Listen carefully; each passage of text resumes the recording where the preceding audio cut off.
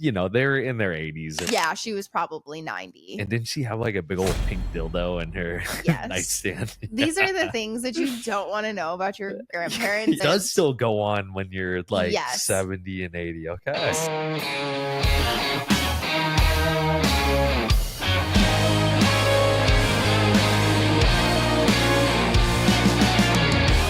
Yo, what's up, bitch? Wow. We're back. We are back with another episode of a Kick-Ass Love Story. We took a major hiatus. Yeah. We had to make a few changes. We had a lot going on. Obviously, people have seen me in Power Slap. You had a fight. Yep. We were in Abu Dhabi. So I did drop a few like vlog style episodes while we were gone, but I think it's been quite a minute. So we got some catching up to do. Yeah, we got some catching up. We had some requests, people asking, yo, what happened to the podcast? And so we had to bring it back. Yeah. So, but we had some things that we on the back end that we needed to make adjustments get right for. And so we have a lot to fill in. And then we also are excited because truly we wanted the big changes is we wanted the capabilities to have guests on without having to fly them to here. Yeah. And so now we were able to do that and adjust stuff. So we're going to have some huge guests. Obviously, we still have some lined up from American Top Team here in Florida, but all right, let's get into it. What are you doing for Christmas this year? We did get invited to Kayla Harrison's house. Yes, we did. Yeah, we usually go to Alaska every year, right? Christmas is just around the corner. But we are staying home because we can't go there without you getting drunk and breaking your foot or doing something. Exactly. And you have competitions coming up. Yes, and I can't risk it because I need to be in the gym harder and stronger than ever. Holy shit. Because I'm changing gears again. I'm going to shock the world. Yeah. Yeah, which is not a shock to me because it's always something new. I'm cool. I'm lucky I'm in such a good position that I do get a lot of opportunities that I get to kind of like wade through and pick what sparked my interest the most, what's the most exciting. And I think I'm stepping back into the world of MMA. Crazy. We'll get into it though. We will get into that more because it's a lot that I want to talk about. Yeah. But first, you fought in New York, in Buffalo, New York. Yeah. What was the date of that? For LFA. What was the date though? When do you really care, Matt? Do you really care? Yeah, because I'd like to think like how I always tell people like, oh yeah, I fought like 2 weeks ago. It's like, damn, that was like a month ago. Definitely. It was longer than that. It definitely wasn't 2 weeks ago. But I always do that after every fight. I'm like, yeah, I think I fought like 2-3 weeks ago. October 18th. It's December. Yeah, that was 2 months ago. That was 2 months ago. What? Yeah, not 2 weeks. Okay, not 2 weeks, 2 months. Okay, yeah, I fought in Buffalo. Buffalo for LFA. Yo. Awesome promotion. They were, I would say, for like more, not necessarily like a regional fight because they are big still. They're on like Fight Pass. But it's still it's considered regional. Like it's not considered one of the top 3, top 4, I guess, as far as like UFC, PFL, 1FC. Yeah. But they run their show like professionals. Like, yeah. I mean, it's right there. The closest you're gonna get to like the organization, the behind the scenes, like everything just ran so smoothly. They knew exactly what they were doing. It was just an awesome experience. But you fought, you did great.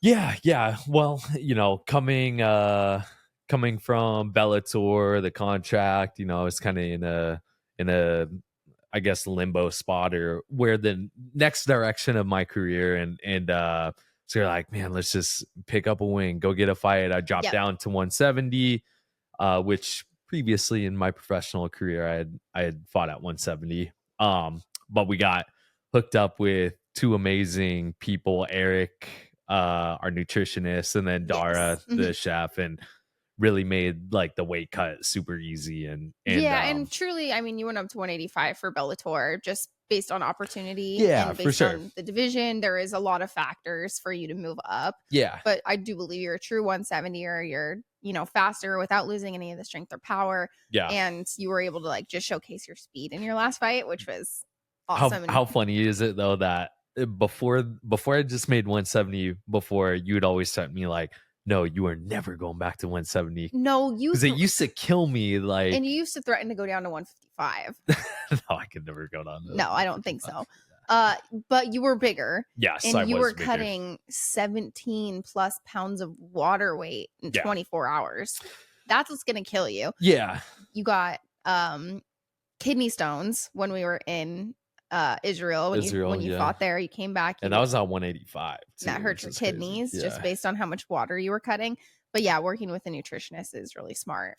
Yeah, but still, fight night, I think I was still like 196 for this last one. So put on quite a bit of weight going into. Yeah, but you didn't have to cut as much water. You weren't as dehydrated. No, I felt good. Like that weight cut to 170 for this last fight was easier than like some of my 185 cuts. Yeah. So talk about the fight. Yeah, so the fight, you can see it. I did do a vlog of the whole fight week that they had. That was super cute. Yeah, I was just I had a little bit of time off with the merge between Bellator and PFL, and you know, as a lot of people are experiencing right now, it was tough to get fights, and had injuries. You know, I had a hand surgery, broke my foot, and just had some things that, you know, just wasn't my time to fight. God, you know, put these things in. And anyways, but so then we're trying to get a fight, you know, a regional fight, because just a good win, and you know, I know, and the stress, right? That was the amazing thing with like the LFA, that they were so good at working with you on opponents, because you actually signed a contract to fight somebody. Yeah. Got the contract, you signed it. I believe they signed it too, or maybe I think he signed it too. He signed it and then just decided, no, I don't want to fight on this date. I want to wait until November. Yeah. And it's like, no, we are not waiting anymore. We want an opponent as soon as possible. So they did so good, just like trying to find somebody that was available for that date. Yeah. Yeah. We had a couple promotions, I think. And unfortunately, in today's day and age, there's a lot of guys, a lot of people who want to be fighters, and, you know, and protecting their records and all this shit. But anyways, LFA was great. Got an opponent, you know, fairly short notice, like 3-4 weeks or whatever. And yeah, we prepared well, went in and stuck to the game plan. And really for me, like the mindset was, I was just so excited to be back competing again. And like, I really, you know, I think in the vlog, there's video in the back. I was like, I was just excited. Happy. I was excited to go fight, and went in there, got my range right away, and actually dropped him with a jab, and which I was pretty sure I was going to be able to after I landed the first one. And then landed some good elbows. And and I think the confidence you'll have now, not fighting people who are so big at 185, for sure, is like, you don't feel either desperate to wrestle, or you feel like you can use your wrestling because you don't have to risk, like, you know, trying to take down these giant monsters. Or you can show off your striking and just know that the takedowns will always be there whenever you want them. But people got to see that you are developing into a striker, not just a wrestler. And I think you know, and also too, like the growth in 2 years, and, you know, kind of being on the shelf, and although I had some injuries, I've been able to work for like 2 years and really grow at American Top Team, and get some more good experience and for stuff. Sure. So you had a great win. It was the craziest week of our lives, I feel like. I do too. We flew to, I didn't even realize, like, looking back, I thought we were in Buffalo for a week. We were really there for like 3 days. We flew in the day before weigh-ins. And you weighed in the next day. So we had to get in, go straight to the weight cut. You weigh in the next morning, fight the next day. Of course, it went incredibly, but it was, you know, later by the time the card was over. It was like midnight. So then we're like, okay, we should get food. And by that point, should get beer. I had drinks. I had to butt chug a couple beers. I did too have a drink. But so you finished the fight. And they needed you in the back for an interview. So you fight, you walk out of the cage, we book it to the hotel store. Chug 2 drinks, book it back to the arena so you can do your interview. And anyway, so it was altogether a really fun night. But our shuttle to the airport to go to Abu Dhabi left at 3 a.m. Yeah. So we had to stay up, get everything packed, clean our hotel room because, of course, you're like, it was just a lot for such a short period of time. So get everything packed to be at the lobby at 3 a.m., take a bus to the Buffalo airport because our flight was at 6. Yep. Fly from Buffalo to the JFK. Yeah. And then we had a layover at JFK. That was the worst part about it. The worst part for 7 hours. Because we got to JFK so early before a flight that we couldn't check in through the gate. No, so we couldn't even go back to through the gate, through security to go to the because we have access to lounges based on our miles and stuff. So we couldn't go back there to go to the lounges. We couldn't sleep on the floor, couldn't shower, couldn't get food. And then we walked around and we had nowhere to put our bags. Yeah. Because the gate, operationally, they weren't checking. It wasn't time for us to check our bags yet. Yeah. Basically. So we had to just walk around with all of our luggage for 7 hours. No, for 4. What'd you think of Buffalo though? Okay. I feel like I had these theories in my mind about what Niagara Falls would be. Okay. It was spectacular. Yeah. Because one of our favorite shows has an iconic Niagara Falls scene. Oh yeah, The Office. The Office. Yeah. Okay, so that's kind of what I wanted. I wanted to go do the boat and the love and the romance. It just seemed like a town. It was pretty basic to me. Yeah, it seemed like it could be a cool little town. I heard the Canada side's better. Yeah, the Canadian side looked a little more fun. More stuff to do. Yeah. But it was cool. I mean, check it off the bucket list. Yeah. How did you feel being up close to the falls?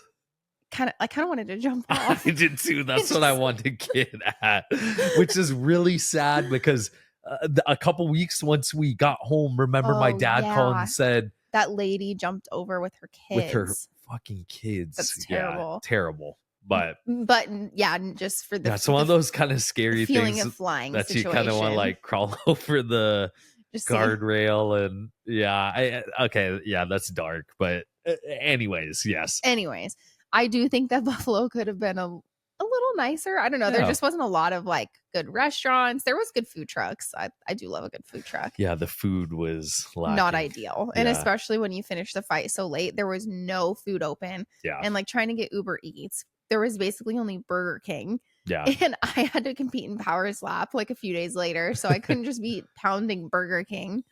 I could have. I was going to say, really? I could have. Yeah. My weight, I made sure just because of the travel, my weight was on point. I had no concerns whatsoever. Anyways, okay, so we're stuck in JFK. Yeah, for 7 hours. We finally make it through security. We're able to luckily go to one of those lounges and take a shower and just refresh. Get on the plane. 13-hour flight to Abu Dhabi. Yeah, for me to do Power Slap. Yeah, and you slept most of the way. I did not really sleep very well. I did great. I fell because we had the turbulence was really bad. The turbulence was I don't terrible. really love flying that much. No. So we get to Abu Dhabi. We got to do some really cool things. That's what I love about being a part of the UFC umbrella again, is that just the experience. They set up, we went to Ferrari World, we went to the mosque. Yeah. They set up getting us fully outfitted and then the traditional damn it, I should have worn my costume thing. Kindora. Yeah. Yeah. That's okay. Yeah. It's not a costume. Yeah, not a costume, but yeah, we go into the mosque and stuff. Yes. You had to so going to these holy religious places was super special. Getting to see these places that we never get to be able to see again. Not a costume. Yeah, not a costume. No. It's beautiful. Yeah. Anyway, so we got to take them home too, which was really special. We went to the mall. So we've been to Abu Dhabi before, but it was during COVID. Yeah. And it was during the Fight Island. I was on the first Fight Island card. Yeah, Yaz Island. So we were stuck in the hotel, basically quarantined for the whole week. So we didn't get to see anything. Yeah. This time we got to go explore. We got to go to the mall. We got to go to restaurants, and it was actually very cool. Yeah, super fun. Super fun. what else happened? Anyways, waited for Power Slap. I waited like 133 just to, because I was, I went up for it just because I didn't think it was the smartest thing to cut weight for Power Slap. Yeah, we've kind of talked about it. Depending on where things change between now and the next one, I believe they're talking about me being on in February or March. I think maybe March. Okay. Yeah. So depending on how things go, just with this other current opportunity that I have, I could go down to 25 for it. Just because I am like walking on at 133, like I left 3 pounds on the table. You know what I mean? When some people do, cut weight. Yeah. And so I'll think about it. But I think there's opportunities for whatever division. Okay. So you compete in Power Slap. Your opponent was John Dotson's wife. Yeah, Chelsea Dotson, right? Yes. Yeah. So both really cool, really super nice. Cool. Yeah, they were extremely nice, which I knew he was. Yeah. I'm not sure if he remembered, but I actually met him back when I was like 18 years old. I trained at Jackson Wink for 2 days. Yeah. And the funniest story, I remember being there and like for whatever reason he like put on one of the other female teammates. No, he put on, it was like somebody had their baby and he put on the baby shirt. Jesus. It was funny. Yeah. Because he's a smaller gentleman. Yeah. I don't know why that stands out as a memory from so long ago. But the weirdest part to me about Power Slap is the like hanging out with everyone before you even compete. Like the one that sticks out the most is the Hawaiian dude and then our buddy from the UK. They are riding next to each other on roller coasters. They're like joking the whole the day whole before time. And then our Darren fucking knocks this Hawaiian dude out so bad. But then we're all at the bar afterwards, drinking, hanging out, having a good time together. It's like the most bizarre thing in the world. It is so different than MMA. Like you do see like after fights. I mean, you don't really see people like everybody from Power Slap like collectively agreed to go out drinking after. Yes. Like everybody. Yes. You don't see that on MMA cards where every single person on the card is like, all right, we're all going to go drink together. Yeah. It was crazy. But yeah, we all met at the bar and we're all drinking. And it's a different sport. It's different. It's and crazy. Then I felt bad though, because it's like we're all partying because we just competed. Yeah. And then everybody else at the hotel is cutting weight because they're about to fight for the UFC. Yeah, the next day.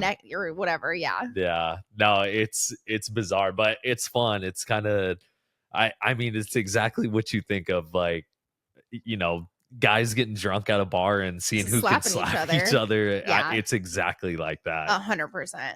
So did Power Slap, flew home. Literally, like, we got our flight was the very next morning. Yep. Like early morning. Flew home, got here, and our entire family was at our house waiting for us. Yeah. We had a house full of 10 people?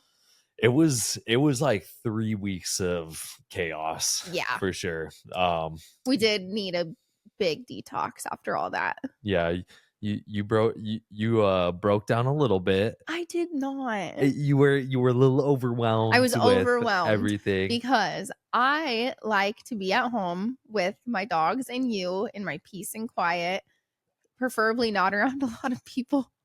Yeah. And we went from we were probably like it wasn't just the two of us for like a month. Yeah. So we were like outside of our normal schedule for like a month. And typically it's just the two of us and the dogs here. Like, yes. I was telling them there'll be weekends like we won't even leave the house for 3 days. There'll be weekends like, and this is the great thing about us, there'll be 6 hours of the day where we're in the same house. We don't speak to each other. Yeah. Because I'm on the couch watching my show and you're in your office. I'm gaming like a motherfucker. And the only thing is when I yell at you because you're screaming too loud on Call of Duty, saying like, oh, he's coming on my back. And yeah, but right now I'm big. I'm really big into my college football dynasty. Yeah. I'm trying to build army up for any NCAA 25ers out there. So I'll be on the couch and all I do is I either call you or I yell at you and tell you to shut up or shut your door. Yeah. Because I'm trying to watch my serious show. I'm trying to build army into a powerhouse right now. I don't know what any of that means. Yeah. Anyways, so at least your football is a little less like screaming. Well, yeah, because I don't even talk. I don't even really put my headphones You don't on. talk to. It's No, not. I don't. No, it's all my. It's just me. Like I'm Okay. not playing against anybody. It's just my dinosaur. I'm playing against the computer. Nice.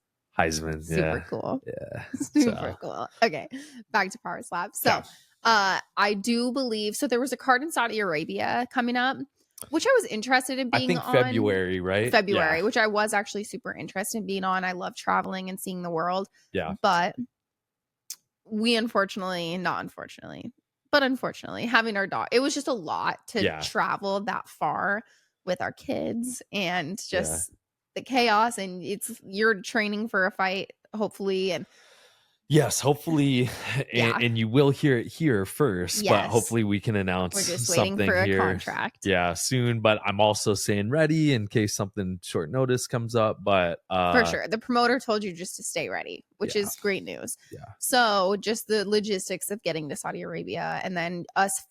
I don't love when we fight like I'm in February and you're in March because they're so close. They're close together to a point where it's hard for either one of us to travel together, take the time off. Like for Power Slap, I don't bring my jiu-jitsu coach, or I don't bring like the coaches. Whereas when I go with you to your fights, I have all the coaches I need. Yeah. For something like Power Slap, it's not like as complex. Yeah. So when we fight back to back, though, it's perfect. Tough. Yeah. Right. Like when we fight in the same week. Yeah. I love. Yeah. I would rather have be like in the same week or like 2 months apart. So kind of like what we just said. Exactly. Like that. Yeah. Yeah. All right.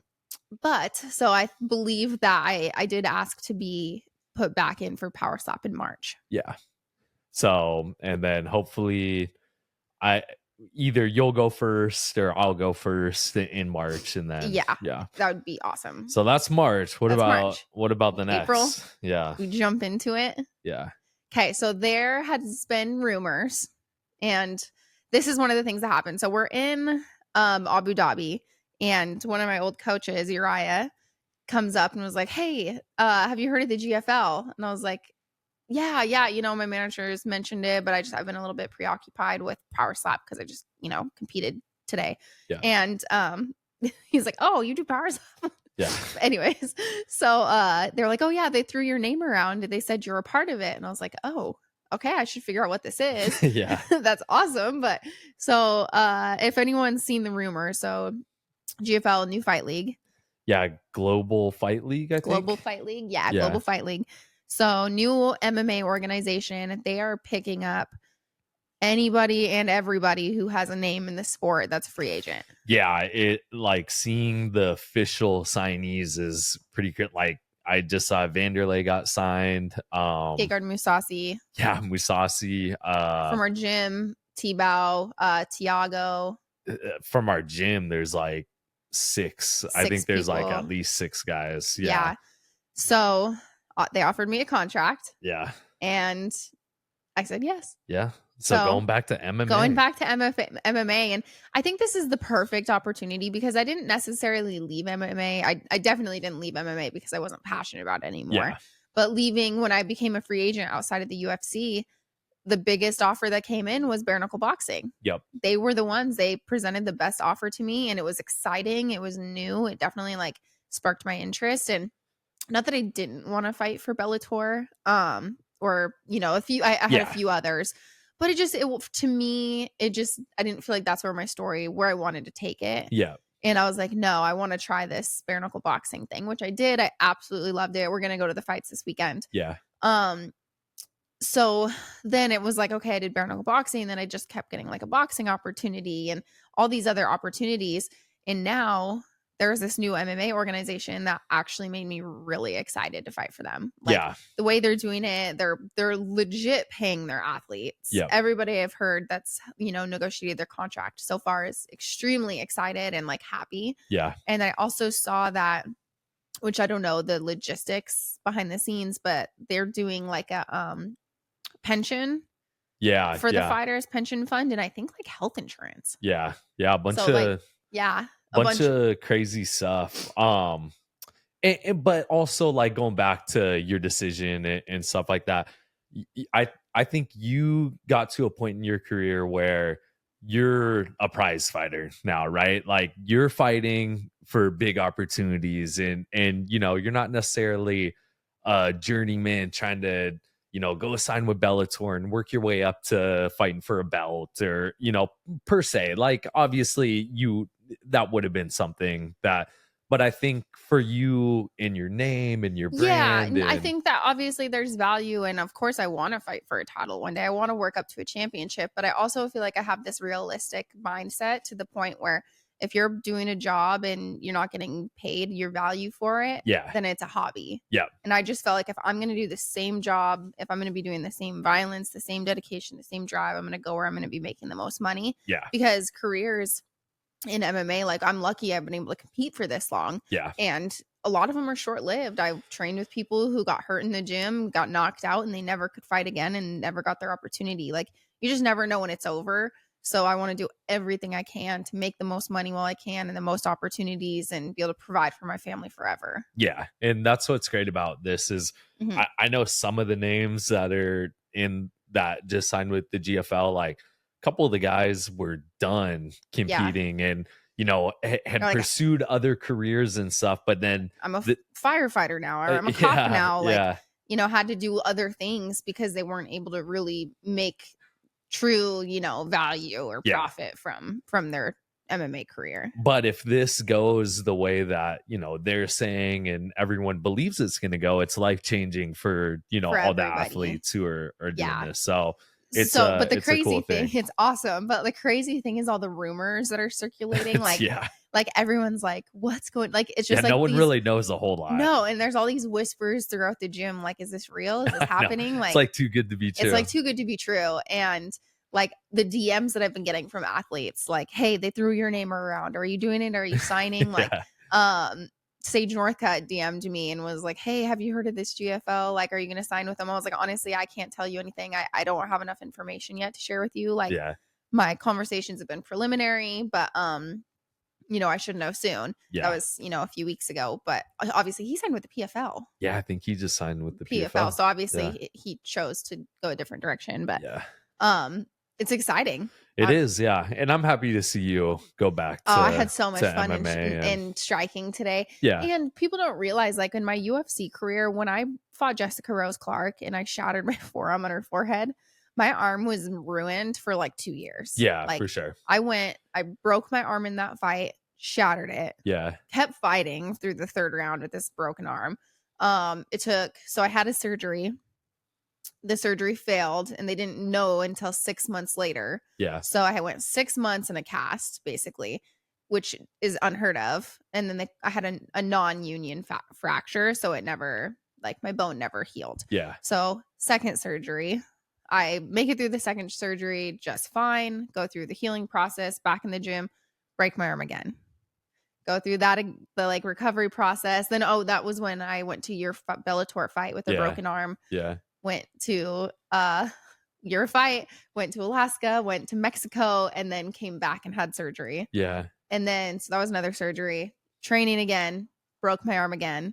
But it was all because I never truly gave my arm a full healing process. Yes. I mean, it takes like 2 years for your bone to truly fully heal and like grow back. So now I'm 100%, no arm issues. Now I'm back kicking and elbowing and doing all the fun stuff in the gym, and it awesome. Feels good, doesn't it? It feels really good. It's fun. I elbowed someone in the head the other day, and I loved it. It's fun. It's super fun. Yeah. We're working some crazy elbows.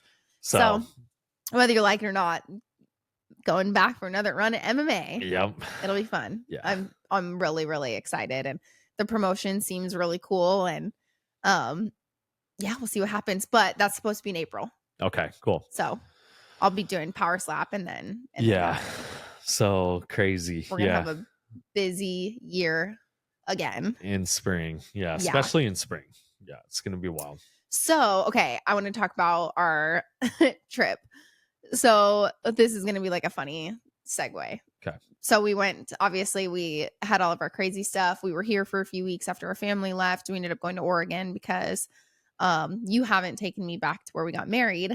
I know you give me shit about it all the time. But you did it. Yeah. You finally took me. I finally did it. And I was so worried because it didn't we got the stomach flu like the It last was couple days. not. It wasn't exactly, and I was like, fuck, we're gonna get back here, and then I'm gonna hear again for another few months. Like, yeah, That trip didn't yeah, count. that trip didn't count. Like, you didn't really take me to my beach house. I mean, okay, so yes, you took me back to the beach house where we got married. The funniest part about this, so we got married there 6+ years ago. Yeah. Super great. Well, super sad. During your fight in Ireland, we were in Ireland. I found out that my grandpa had passed away. Yeah. So, and he lived in, it's called Pacific City. So when he passed, his house went up for sale, and it's just a mobile home, but it needed some issues to where a bank wouldn't loan on the property because it had like foundation issues. So, I was able to work with like my family and figure out how we could purchase it from him. Yeah. So we did. And so it's like, you know, I got to keep it in the family. It's my grandpa's house. And even though he was kind of a foot jerk, but yeah, love the guy. Yeah. So we ended up buying the beach house, and haven't been there in 5-6 years, but no, like 4 years. Okay. Yeah. So it's been a long time. Because again, I do remember the last time we had been there before. I do remember. Because it was the day Kobe passed away. Yep. Which was insane. First time I saw you cry. Yeah. Crazy. Terrible. Okay. But on a lighter note, so we purchased the house for my grandpa, and he's, an old cranky old man. But the funniest part about cleaning it out, in the stuff that you find. Yeah. One, he's a hoarder. He was a hoarder. So collect like my Christmas gift. One year he was out for a walk, and so he just gives me this shirt, and he's like, "Oh yeah, I got this for you." And it's this like kind of torn shirt. I'm like, "Oh, thanks, Grandpa. I really like it." He's like, "Oh yeah, I found it on the side of the road." It's like awesome. Yeah. Super. But so collected things, and so it's just like sorting through all that. But then going through the closet, found a penis pump. Yeah. And then and he had a girlfriend too who actually did she pass away right before him? She passed away right before. Yeah, so he had a girlfriend, she passed away, and they're in their 80s or whatever. Oh, yeah, she was probably 90. And didn't she have like a big old pink dildo in her nightstand? These are the things that you don't want to know about your grandparents. Yeah. So she also it does still go on when you're like 70 and 80. Okay. So they were older. So my grandpa and grandma were married for like 50+ years. I don't know, 60, forever. Yeah. My grandma passed away. Yep. Then my grandpa obviously was years and years on his own, and then they're very good friends. Jackie, not my dog Jackie, but her name was Jackie, and she was like a grandma to me. She was wonderful, sweet lady, yeah, super sweet. So her husband had passed, and just I think out of loneliness and convenience, my grandpa and her got together. Yeah, and she also had a house there, but she would knit these little slippers. Yeah. And that was like her gift. She would knit, and they were the cutest things. She would knit them all, and they had these like puffy balls. So anytime I would go over to her house, she was like, "Oh, come over, come pick out a pair of slippers." And I was like, "Okay." So follow her into the room. She opens her slipper drawer, and it's just this massive pink dildo. Yeah. I was like, "Oh no." I didn't know what to say. Yeah. So I just was like, "Oh, thanks for the slippers." Yeah, I didn't see that. Yeah. I just pretended not to see it. The dildo is just where the slippers are wrapped up in it. Gosh dang, yeah. Those are the slippers I gave you.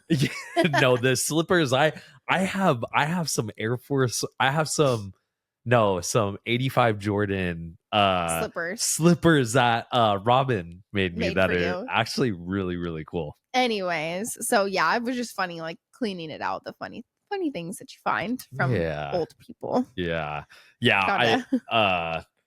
Gosh, I don't even know if I should say this, but oh my gosh, wait, I wrote this down. This is funny. So sorry, and I'll come back to you, but this is pivotal, a very important piece of the story. I don't know if I'm going to tell mine anyway. No, so you're going to, because if it's bad, we'll cut it out. But we're going to tell it. So, do you know how my grandpa ordered said penis pump? Yeah, how? He ordered it over the phone. Because that motherfucker couldn't use the internet. He mailed a check to buy it. He mailed a check. He That had is crazy. someone in my family helped him figure out how to mail a check. He got like the Adam and Eve magazines or something. And like the magazine. Yeah. Ordered it with a check that he put in the mailbox so he could get his toys delivered. Whatever you got to do. Yeah. Anyways, Yeah. that's the funniest part. Ordering sex toys with a check. Yeah. So that's the thing. Like, you tragic things happen, you pass away, and it's like all this stuff that you leave behind and that you've got hidden. Oh my gosh. The things people would find in our house. Oh gosh. Yeah. Wow. Yeah. So when my grandpa passed away, my mom's dad, they had to go clean everything out. And I remember my mom calling me and she's kind of mortified. And I don't really know like too much into it, but they're like going through all this shit and they find he had like a Freemason card. Like he was like in like crazy, scary. Maybe he didn't know what that meant. Well, I mean, he was, so when he passed away, he was like 80 something. This was like 15 years ago. And so, I mean, and it was from like, it was like the original like Freemason card. And yeah, kind of crazy. Yeah. That is things crazy. that you find. Yeah. So he was part of the Freemasons, which I don't really know. I think it has something to do with like the Illuminati, and I'm not totally sure either. Yeah, I'm not really sure either. So I don't know if we should keep that in or cut it. But Freemason, is that like a bad thing to talk about? What is it? It's like they say it's like Illuminati type stuff. Yes. Okay. Yes. Okay. Masons in general, they're still Masons. So they're like, Freemasons are like the highest crafters, and they do things that like craft their reality. Interesting. Okay. I don't remember very many like elaborate stone carvings or things like that at the house. So I think that probably alludes to So anyways, crazy shit you find. Crazy stuff you find, which I did. There was a few things that were like sentimental to me that I kept. Like I took my grandma's lamp. I don't know why I really wanted the lamp. You kept that a hat. That sewing machine. The sewing machine's at my mom's house. Okay, yeah. That was heavy. And I'd have to move it around. Well, the hard thing is it was one of those things where nobody really wanted it. No. But you don't want to get rid of it because she did sew a lot and it is special. But it's like this giant sewing machine. Yeah, and old wooden metal sewing machine. We found somewhere for it. Yeah. And it's safe still in the family. Yeah. So, anyways, okay. I have a question. Okay. I need you to rank from 10. Okay. 1 being the worst possible thing you could do. Okay. 10 being the greatest. Okay. Okay. About these scenarios. Okay. 1. People who crowd the baggage claim so nobody can get their bags. Oh my gosh. 1. I'll call it we won't say that's the worst because I think there's probably some let's call it a 3. Yeah. Like annoying. About a thing, like things that you could do at the airport. That is one of the most annoying to me. Not the most annoying to me, but that is it's one there. Of. Let's call it a 3. Okay. I agree. Because guess what? You crowding the baggage thing, I just have to push my way past you. Yeah. And it doesn't make your bags come any faster. No. So. Yeah. People who clap when the plane lands. I think it's kind of funny. It's the same as like when a movie ends and just to piss me off because it is so embarrassing. And someone did it on our last flight. There was a guy who's like clapping when we landed. The pilot can't hear you. So that's the only person you would clap for. Yeah, but the people who are afraid of flying, it's a sigh of relief and they're happy to make it. I'm going to call that one a 5 because I kind of think it's funny. Too. But did you notice when we were flying to Oregon? Yeah. The emotions and the feelings on the plane versus when we were flying to Florida. So much different. Flying to Oregon, everybody was depressed, sad, dressed in black. Everyone seemed miserable. Like it's so gray. Like it is when gray. You're, like, we land and immediately it's foggy, gray, raining, cold, wet. I will say we were in Oregon a total of like 2 hours before I decided I would never live there again. Yeah. Which I've always known, but you do miss pieces of home. You know, like I'm from Oregon, so I do miss things. Like it's beautiful, the mountains, like when you do get sunshine, it's gorgeous, but it's rare. I mean, and then the people too, like we have family there and stuff, but definitely then on the flip side, coming back here, like coming to the sun and just and everybody's the people, in a good mood. People everyone's are been like drinking a little bit, and they're going to Florida. Like people are old and like, you know, retired and drinking, and it just was a much different feeling. Like even maybe because I was like finally back to the sunshine, like feeling so much better. Okay.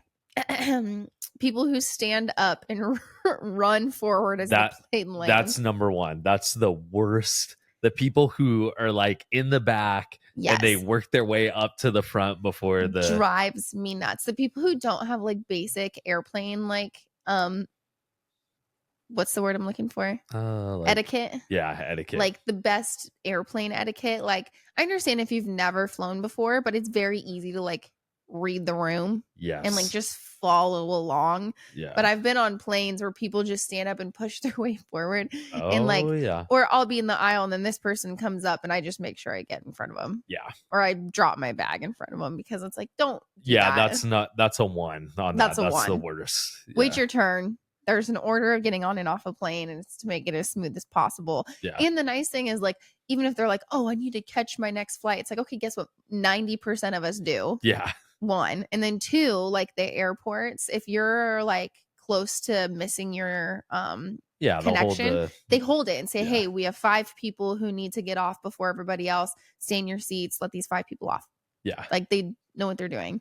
Because I had that one couple that were like, they were getting into a fight with other people in the back because they were pushing their way forward and being really rude. And they're like, oh, we're going to miss our connections. We're going to miss our connections. And they're like yelling at people. And I was like, oh, what flight are you on? And they're like, we're on this. I'm like, us too. Like, bitch, we're on that one we're too. On that same flight. And I know for a fact I have enough. Like, I am so organized when I fly. I'm like, I already know I have 30 minutes to find the pet relief area. It's in 8:13. I'm taking my dog's potty. I have my Starbucks is at 8:20. And I have plenty of time to make it there and board. So you're lying. I have it down. Okay. So those folks are a one. Reclining your seat. I recline my seat every time. All day. I paid for the seat. It has a reclining button for a reason. Typically, I'll wait until the person in front of me reclines theirs first. Unless I'm super tired. And then I'll lay it back and just fall asleep.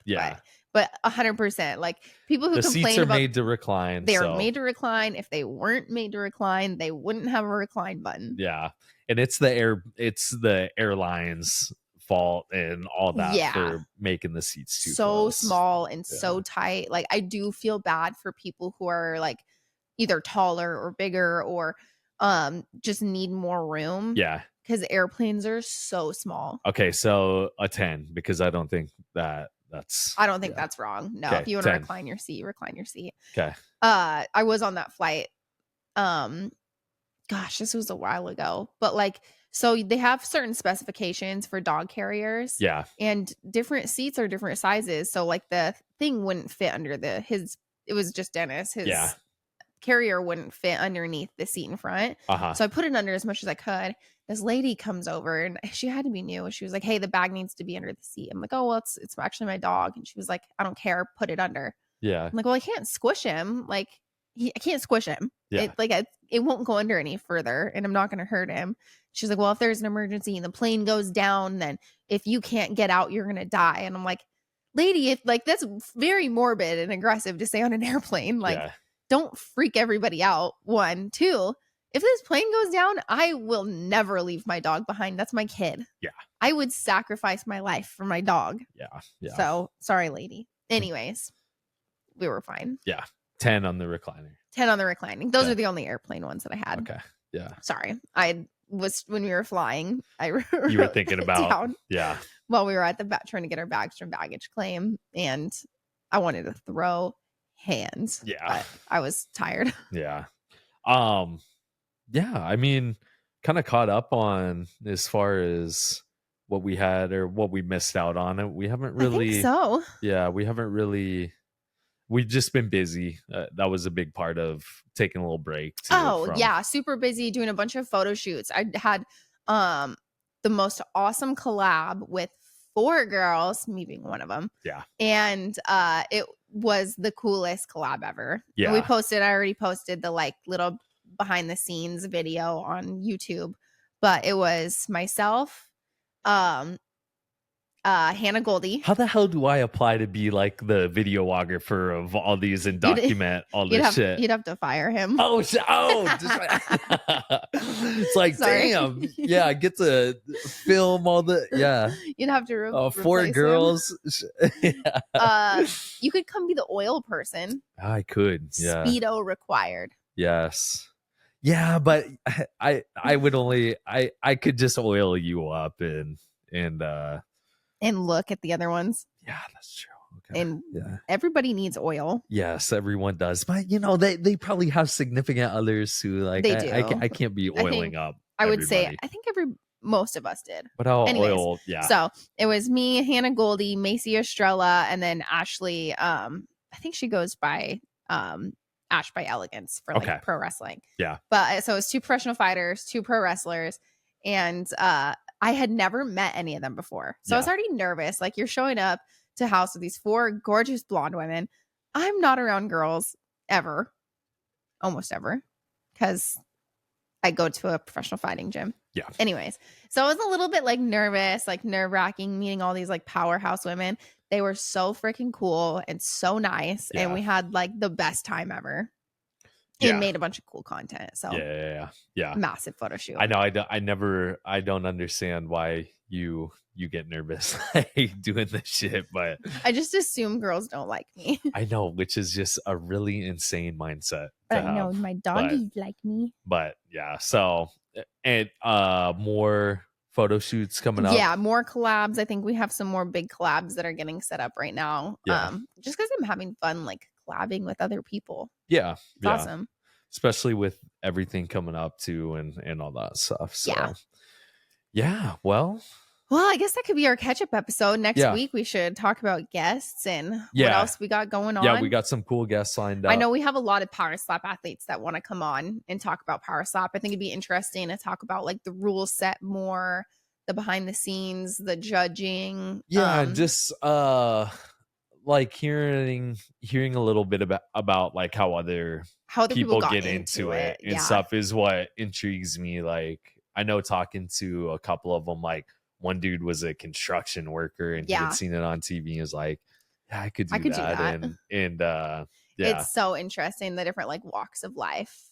I mean, every fighter has come from somewhere different, but for sure, for Power Slap, it just seems it's different. I think, yeah, I agree. I think it's a different thing. So thanks for joining me. I'm happy to be back. Yeah, me too. Okay, you do this part because you have everything down. Have it all memorized. All right. This is a kick-ass love story with Paige Vanzant, Austin Vanderford. Find us every Wednesday at 12 p.m. We're back. So every Wednesday at 12 p.m. We will be back on Apple, Spotify, Deezer, iHeartRadio, OFTV. I think that's it. Yeah. Anywhere you get your podcast. Yeah. We're out. All right. Out. Out.